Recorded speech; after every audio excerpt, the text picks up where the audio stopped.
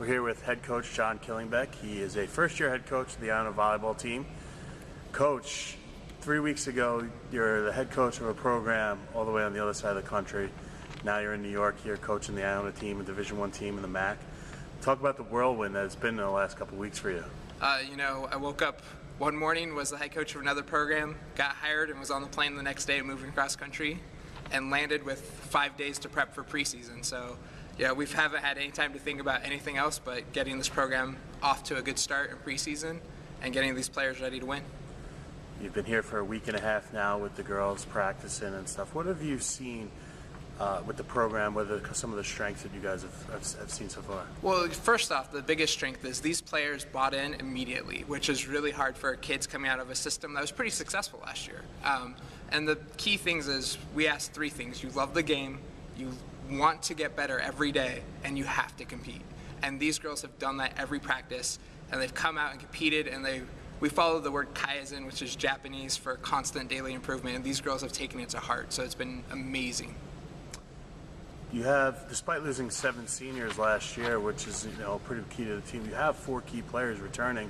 Your 2 seniors and Molly O'Shea, who's coming back after a year with the injury, your setter, Nikki Tamburi, an all-conference player in Teresa Harvey, and then one of the top freshmen in the league last year, Lisa Pavelich, is now a sophomore.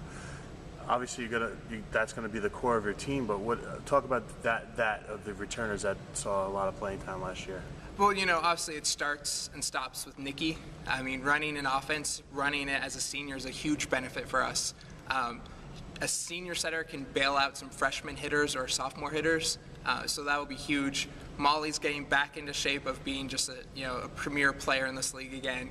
And then, Alicia and Teresa have been amazing in preseason so far. They've really set that bar, and Teresa's going to have a breakout year this year. Another strength that you have is your sophomore class, which kind of saw a little bit of time with all the seniors, but they got a chance to learn how to, they weren't thrown into the fire last year right away. So they had that year of watching how the speed of the Division I game, the talent of the Division I game. Talk about their improvement and what you've seen of them so far. We use the word blossom. Every day, one of these kids has blossomed, whether it's Kelsey Hess, whether it's Maddie. They've just stepped out of the shell, and all of a sudden they're just smashing balls, they're running the right system, they're running fast, they're passing well. Every one of those kids has blossomed, and I think it helps that our system's a little bit more West Coast style, and those kids came out of the West Coast, most of them, and that's helped them be able to blossom faster. And you also have a very talented freshman class as well. Obviously you have to replace talented seniors with talented freshmen, so talk about the freshman class. What's some of the players that have stood out so far? It's each player brings their own key piece right now. Katrina Warren has just been loving games. She just loves to come to practice. We've trained her as a middle, as a right side, as an outside. She just loves to play. Karis has stepped in and has been setting tremendous balls. We just keep treating her like you have to run this team in case of injuries, and we're not putting the freshman gloves on her, and she's just taking it and learning.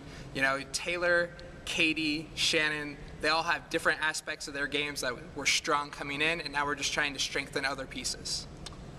You guys were picked 7th in the poll that was released yesterday.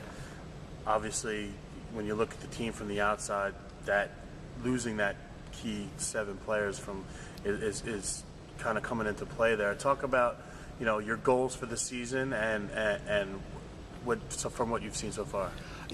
Honestly, 7th, I understand why it was voted that way. 7 seniors and a head coach. If I was one of the voting, I would have said 7th. But, we kind of came with this mantra of, we'll see. Right now everyone's record's 0-0. We're going to pass well, we're going to run fast, and we're going to compete. At the end of the day, the record will stand for itself. We're talking about your schedule a little bit and your introduction to Division I volleyball, and this young team's introduction to Division I volleyball this year is going to be against a very good St. John's team in the tournament, and then their introduction to conference play is going to be against the defending champion Niagara team. Talk about the schedule with 3 tournaments to start the year and then right into conference play. St. John's is going to be a battle. They're going to be good. They have a lot of upperclassmen again because they brought in a big class last year, so they've got that experience.